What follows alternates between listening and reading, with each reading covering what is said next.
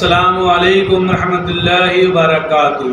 मैं मोहम्मद जावेद, सच की आवाज़ NPS न्यूज़। देखिए आज की ताज़ा खबर। नरेंद्र मोदी की सरकार ने CAA का कानून बनाया जो खुद रिलीजन के नाम पर डिस्क्रिमिनेशन करता है, और फिर उसके बाद हम देख रहे हैं कि जहां जहां बीजेपी की सरकारें हैं वहां पर किस तरीके से झूठे इल्जामात में घर को तोड़ दिया जाता है, मॉब लिंचिंग हो जाती है, गाय के नाम पर लोगों को मार दिया जाता है। तो ये तो खुली चीज है, तो दुनिया से छुपी हुई नहीं है।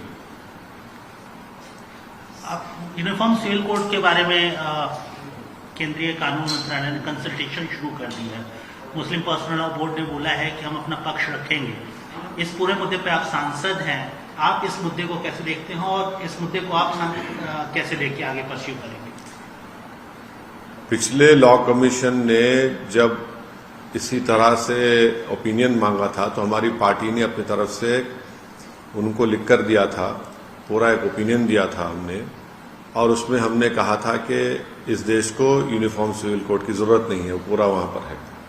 उसके बाद उस लॉ कमीशन ने भी कह दिया कि अब यूनिफॉर्म सिविल कोड की देश को जरूरत नहीं है।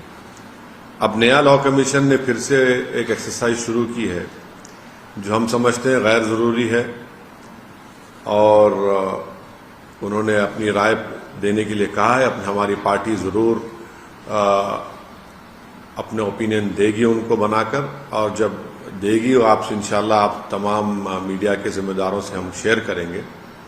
यूनिफॉर्म सिविल कोड की बात कर रहे हैं, देश के प्रधानमंत्री अमेरिका में कहते हैं कि डिस्क्रिमिनेशन नहीं होता है, तो फिर मणिपुर में 300 चर्चेस को जला दिया गया। बताइए वो क्या है डिस्क्रिमिनेशन?